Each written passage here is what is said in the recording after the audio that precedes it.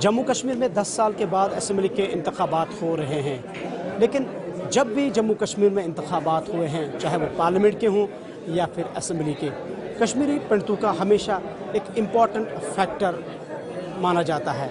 और इस बार भी हर पॉलिटिकल पार्टी के मैनिफेस्टो में हमने देखा कि कश्मीरी पंडितों की बात हुई है।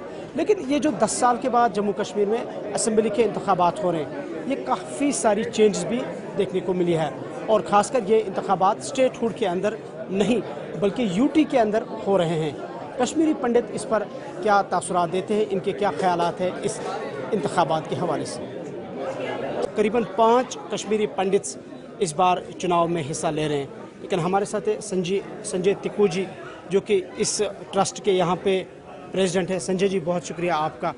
आपसे जानना मैं चाहूँगा कि जो इस वक्त इंतखाबात हो रहे हैं जम्मू कश्मीर असम्बली के, आप इसको कैसे देखते हैं, क्योंकि आप खुद एक ज़िम्मेदार है, एक प्रेसिडेंट है इस ट्रस्ट की कश्मीरी पंडितों। सबसे पहले तो इलेक्शन तो हमने 96 से देखते आ रहे हैं और लोग पार्टिसिपेट करते आ रहे हैं। रिसेंटली ये पार्लियामेंट इलेक्शन भी हुआ तो लोगों ने पार्टिसिपेट किया। लेकिन जो ये इलेक्शन आ रहा है अभी, हमारा मानना जो हम यहीं पे रह रहे हैं, जिन्हें कभी पलायन नहीं किया यहाँ पर, हमारे लिए ये कोई मान ही नहीं रखता। क्यों नहीं रखता? सबसे पहले ये है कि ये अभी भी यूनियन टेरिटरी है। अगर भारत सरकार को चाहिए था पहले इसको स्टेटहुड वापस देने का, स्टेटहुड के बाद अगर असेंबली इलेक्शन होते तो एक सही बन जाती है असेंबली की, उनके मिनिस्टरों की या उनके चीफ मिनिस्टरों की, जो हमने देखा है 2019 से पहले भी। और लोग जाते थे, हम भी जाते थे, ऐसा कुछ नहीं है, हम अपने मसाइल लेके तो कुछ ना कुछ हल हो जाता था। लेकिन ये तो अब यूनियन टेरिटरी है, जो भी असेंबली में पास होगा, जो भी कैबिनेट में पास होगा, पहले भी जो बिलें आती थी वो गवर्नर के पास चली जाती थी, लेकिन वहाँ पे वो अपनी कैबिनेट जो की होती थी या उनका जो वो उनको ओवरलैप नहीं करता था अनलेस एंड अनटिल अगर उसको कुछ उसमें कामयाब नज़र नहीं है। लेकिन यूनियन टेरिटरी में एक प्रॉब्लम है जो कि हम दिल्ली में भी देख रहे हैं पिछले कुछ सालों से। अगर यहाँ पे कोई भी लोगों के लिए या भलाई के लिए कोई भी बिल आ जाए, जैसे कि 200 यूनिट कह रहे हैं, मैं सिंपल सी बात करूँ, मैनिफेस्टो में 200 यूनिट फ्री हम देंगे, जब तक उस पर साइन एलजी साहब के नहीं होंगे तब तक 200 यूनिट फ्री मिलने वाला नहीं है। ना हमारे को वो गैस सिलेंडर फ्री मिलने वाला। आप नौकरी की बात छोड़िए, आप डेवलपमेंट उससे पहले भी होती थी, हाँ उसकी जो रफ्तार है वो थोड़ी सी बढ़ गई है, ऐसा कुछ नहीं है कि पहले नहीं थी। लेकिन आज की डेट में ये जो असेंबली इलेक्शन, वोट भी पड़ेंगे, सब कुछ होगा, ऐसा कुछ नहीं है। लेकिन मेरे हिसाब से इसमें वो वैल्यू नहीं है जो कि इसमें होना चाहिए।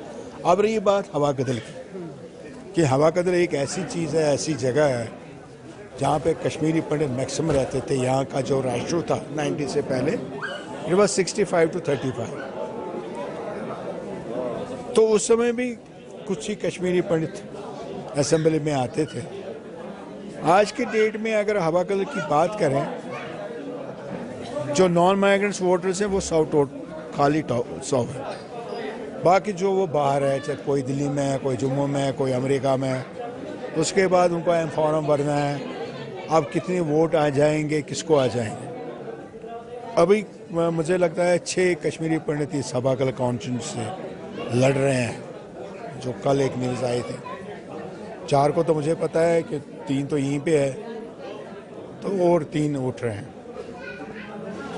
तो कम्युनिटी को जो बाहर है उनको ये चाहिए था कि एक कैंडिडेट को खड़ा किया जाए, कोई भी हो, ताकि ये जो डिवाइड जो वोट हो जाते हैं ये डिवाइड नहीं होते। हो सकता कि हमारी हवा कदल कॉन्स्टिट्यूंसी से एक एमएलए पंडित का हो जाता है जो पंडित कम्युनिटी की बात कर लेता है असेंबली में।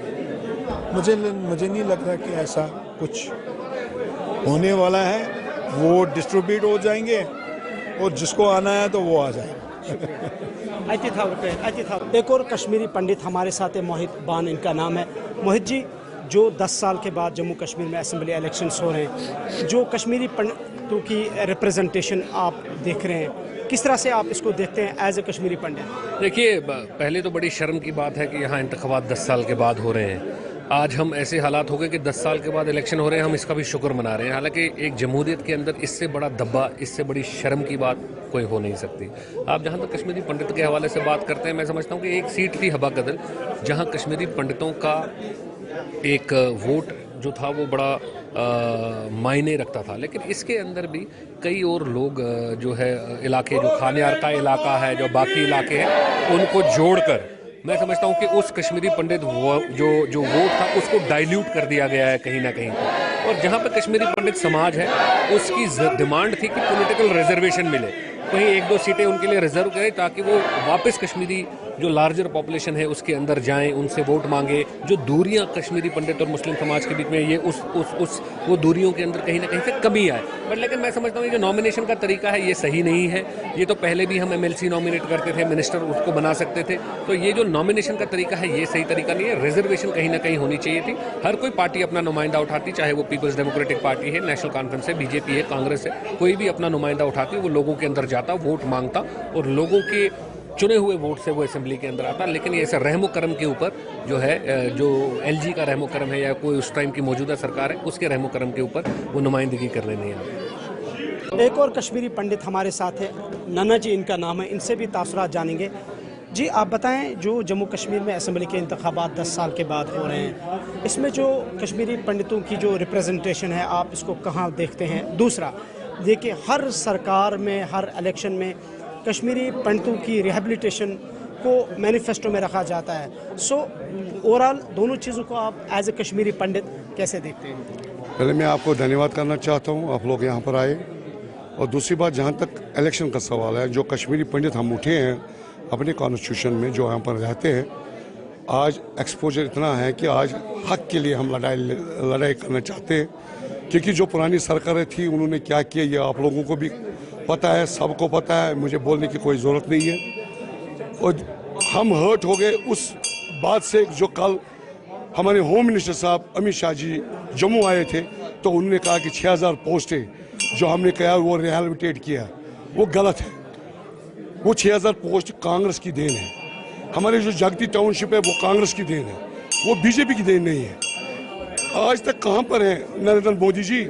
आजकल कहाँ पर है अमित शाह जी, राजनाथ सिंह जी? आपने कभी कश्मीरी पंडितों को ढूंढा? आप कहते हैं 6000 पोस्ट है, 6000 नहीं है। हम पूरे 3.5-4 लाख कश्मीरी पंडित हैं जो यहाँ पर कश्मीर में थे, उनको बसा दीजिए ना, उनकी रिहेबिलिटेशन कीजिए ना। मैं बार बार कहता हूँ, आपने कहा कि 370 उठ जाएगा, देखो जी मैं वो करूँगा, फला नहीं करूँगा, ये मेरे ख्याल में आप नाकाम हुए हैं। अगर आप नाकाम हुए हैं तो हम किसी और मुल्क से, जैसे अमेरिका है, जैसे रशिया है, जैसे लंदन, उनको हम बोलेंगे कि हमें गोद लीजिए। क्या 13,000 रिलीफ होल्डर्स क्या करेंगे कश्मीरी पंडित इसमें? क्या करेंगे आप मुझे बताइए? उनका दवाइयाँ, उनको दर्द, वो मेहमान नवाजी, वो स्कूल बच्चों का फीस करेंगे, इन 13,000 में क्या करेंगे? इसलिए मैं होम मिनिस्टर जी से कहना चाहता हूँ, प्राइम मिनिस्टर ऑफ इंडिया से, नरेंद्र मोदी से, आप जल्द से जल्द 25,000 कश्मीरी पंडितों को कीजिए, तब हम बिल्कुल असल गुजर बसर करेंगे। नाना जी, आप खुद एक कैंडिडेट है, आपने भी इस चुनाव में हिस्सा लिया है बतौर उम्मीदवार, आज़ाद उम्मीदवार। आपके पास क्या विजन है कश्मीरी पंडितों के लिए, अगर हम बाकी उम्मीदवारों से उसको डिफरेंशिएट करें या ट्रेडिशनल पॉलिटिकल पार्टी से उसको डिफरेंट देखें? मेरा एक मैनिफेस्टो अपना है जो मैंने बनाया है। पहले मैं आवाज़ उठाऊंगा, अगर मैं जीता, पहले मैं आपके माध्यम से अपने कॉन्स्टिट्यूशन के कश्मीरी पंडितों, कश्मीरी मुसलमानों, सिखों, जो भी यहाँ पर रहते हैं, हम रिवायत से रहे, उनको मैं अपील करना चाहता हूँ कि आप मुझे चुनिए, आप मेरी आवाज़ आप ऊंचा कीजिए। मैं असेंबली में कल को ये बात उठाऊंगा। पहले मैं कश्मीरी पंडित हूँ, क्योंकि कश्मीरी पंडित 35 साल 36 साल हो गए हमें यहाँ से निकले हुए हैं, और हम रिहेबिलिटेट की पॉलिसी जो प्राइम मिनिस्टर ने की थी वो अभी नाकाम हुए हैं। मेरे ख्याल में BJP नाकाम हुआ है। लेकिन मैं आवाज़ उठाऊंगा, कश्मीरी पंडितों को यहाँ पर लाऊंगा। और दूसरी मेरी ये मैनिफेस्टो है, उसमें दूसरा नंबर कि रिलीफ को बढ़ाओ, रिलीफ को 13 से 25,000 करो ताकि कश्मीरी पंडित अच्छे गुजर करें। तीसरी, जो यहाँ पर विडोज हैं, जो मुस्लिम है, चाहे सिख है, चाहे कश्मीरी पंडित है जम्मू में, उनको 1,000 रुपया गवर्नमेंट की तरफ से मिलता है, वो कम है, कम से कम 3,000 4,000 उनको मिलना चाहिए उनके लिए। और यहाँ के यूथ जो नौजवान यहाँ पर तबाह हुए हैं ड्रग्स के लिए, उनको ख़त्म करना चाहता हूँ मैं ड्रग्स, और उनको मैं अपने हिसाब से लाऊंगा और उनके लिए नौकरी के लिए उनके मसले मसाइल उठाऊंगा। जो यहाँ पर कश्मीरी बहनें जो यहाँ पर जुमन मंज अतदारी या कश्मीरी पंडित मंज अतदारी, उनके लिए मैं काम करना चाहता हूँ कि जल्द से जल्द उनके लिए भी कुछ बात मैं आगे चला सकूँ। धन्यवाद सर। हमारे साथ संजय सराफ, ये भी एक कैंडिडेट है हबकदुल कॉन्स्टिट्यूंसी से। संजय जी, 10 साल के बाद जो असेंबली इंतखाबात हो रहे हैं, आपसे भी मेरा यही सवाल रहेगा, कश्मीरी पंडितों की 10 साल के बाद रिप्रेजेंटेशन कैसे देखते हैं आप? अच्छी बात है, डेमोक्रेटिक सेटअप में हर एक को हक बनता है इलेक्शन में खड़ा होना।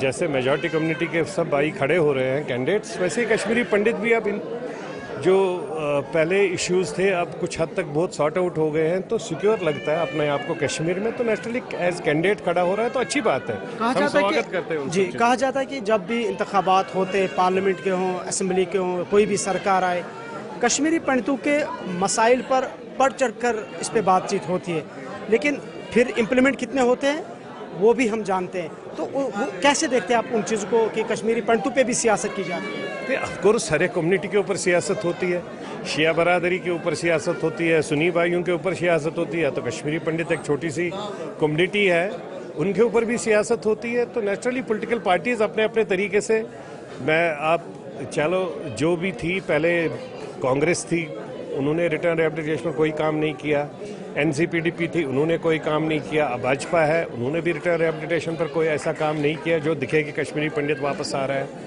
6,000 एम्प्लॉयज़ है, तो एम्प्लॉयज़ को ये लोग कोट नहीं कर सकते, पीएम पैकेज के एम्प्लॉयज़ को कोई भी कोट नहीं कर सकता कि हमने रिटर्न रिहैबिलिटेशन वाली पॉलिसी की। हाँ, एक्सपेक्टेशंस है as compare to Congress, present dispensation से एक्सपेक्टेशंस इसलिए है कि कश्मीर में पहले हालात ठीक की गई, एक कंडीसिव एटमॉस्फेयर बनाने में इनका बहुत बड़ा समर्थन है, चाहे वो ऑनरेबल होम मिनिस्टर है, पीएम है या एलजी साहब है, उसमें there is no second thought for that. तो अब लगता है कि शायद अगर ये लोग कुछ बोलेंगे, लेकिन ज़मीन पर ये भी 10 साल से है, ज़मीन पर अभी उनके माध्यम से भी कुछ ऐसा प्रोसेस आया नहीं, और साथ में आज उन्होंने पूरी ऐसी एक इंटेलेक्चुअल कम्युनिटी को एक ऐसा कैंडिडेट दे दिया जिसने 10वीं पास भी नहीं किया है। तो नेचुरली जो एक पढ़ी लिखी कम्युनिटी है, अगर हमारा कोई रिप्रेजेंटेटिव यहाँ से निकल के आता है, पर्टिकुलर अगर बड़ी पार्टी वाला कोई कैंडिडेट उठाता है, तो कम से कम वो ये देख के तो उठा देता, अपनी पार्टी से उठा देता, अलायंस पार्टनर से नहीं उठा देता, अपनी पार्टी से उठा देता। लेकिन एक पढ़ा लिखा इंटेलेक्चुअल जिसकी ज़मीन पर पकड़ थी, जो यहाँ हबकदल में भी जिसने काम किया हो, कश्मीरी पंडितों, अब उसको कश्मीरी पंडित नहीं जानते हैं, कश्मीरी मुस्लिम नहीं जानता है, ऑफिस में कहीं पर था, वो उस ऑफिस से बाहर कभी निकलता नहीं था। आज भी इस मंदिर में सब लोग हैं, गणेश जी का बर्थडे तो वो भी नहीं है, वो यहाँ पर भी नहीं है, जबकि इलेक्शन फ्रे है। तो इसलिए ये सब चीज़ों को समझने की ज़रूरत है। मैं समझता हूँ कि अगर उन सब चीज़ों को लेकर, उससे एक इंटरेस्ट फिर ख़त्म हो जाता है कम्युनिटी के वोटर का। अगर कोई इंटेलेक्ट है, पढ़ा लिखा है, हम लोग के ज़मीन पर काम कर रहे हैं 25-26 साल से, हम तो एक्सपेक्ट कर रहे थे कि शायद ये लोग हम लोगों को इस बार कैंडिडेट खड़ा नहीं करेंगे या सपोर्ट, चलो वो भी उससे कोई फ़र्क नहीं पड़ता है। बट आई थिंक कि हर एक कैंडिडेट की अपनी एक वैल्यू भी होती है, लाइक्स डिसलाइक्स होते हैं पॉलिटिकली अगर हम देखें तो। बट हम ये कश्मीरी पंडित यूथ हैं, आपसे जानना चाहेंगे, हम 10 साल के बाद इलेक्शंस हो रहे हैं, एज ए कश्मीरी यूथ आप इस इलेक्शन को कैसे देखते हैं, खासकर आप एक नौजवान हैं? देखिए, ये इलेक्शन ख़ास इसलिए भी है क्योंकि एक तो 10 साल बाद हो रहा है, और 2019 का जो आर्टिकल 370 एब्रोगेशन हुआ उसके बाद का ये पहला इलेक्शन है, असेंबली इलेक्शन पहला है।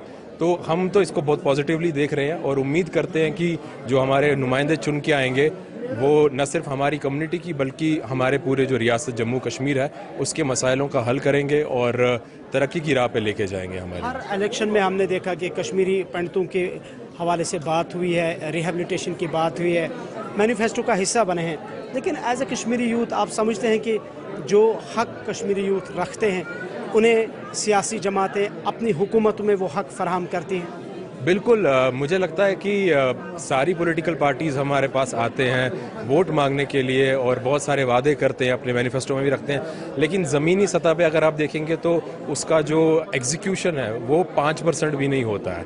और ये बहुत दुख की बात है कि जो मसले आज से 30 साल पहले हल हो जाने चाहिए थे हमारे, या पिछले 30 साल में होने चाहिए थे, वो अभी तक नहीं हुए हैं और अभी तक वो सिर्फ मैनिफेस्टो का हिस्सा ही रहे हैं।